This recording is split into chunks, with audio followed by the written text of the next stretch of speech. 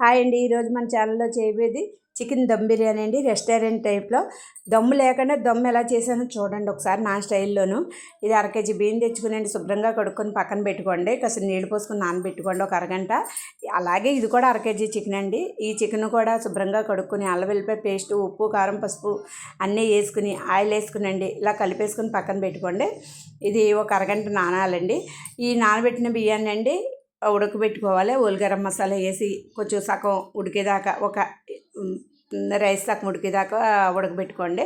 ఈ లోపల ఈ టైపున పాన్ పెట్టుకునండి. దీంట్లో గరం మసాలా వేసి ఉల్లిపాయ పచ్చిమిరపకాయ వేసి అలాగే కొంచెం కొత్తిమీర కూడా వేసండి.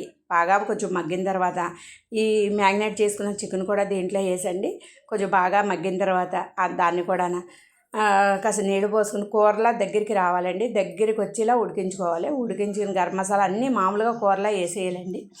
దగ్గరికి వచ్చి చక్కగా అయిన తర్వాత ఈ రైస్ తెచ్చండి. సగం ఉడికిన రైస్ ఉంది కదండి, అది సగం ఉడికిన తర్వాత చూసుకునండి. ఇలాగంటే కొంచెం ఉడికిలా చూసుకుని దీంట్లో ఈ కర్రీలో వేసేసుకోవాలండి.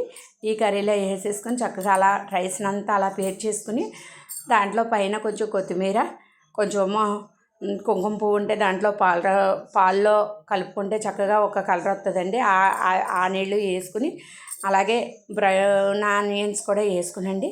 చక్కగా మూత పెట్టుకున్న తర్వాత అలా ఒక 10 నిమిషాలు సిమ్లో మగ్గితేనండి బ్రహ్మాండం అండి. అసలు మళ్ళీ తింటే మళ్ళీ అడిగి మళ్ళీ రెస్టారెంట్ టైప్లో ఉన్నదండి ఈ బిర్యానీ. ఒక్కసారి టేస్ట్ చేయండి. నా ఛానల్ ఫస్ట్ టైం చూసినట్టయితే ఫస్ట్ సబ్స్క్రైబ్ చేసుకోండి, లైక్ చేయండి, షేర్ చేయండి. Thank you.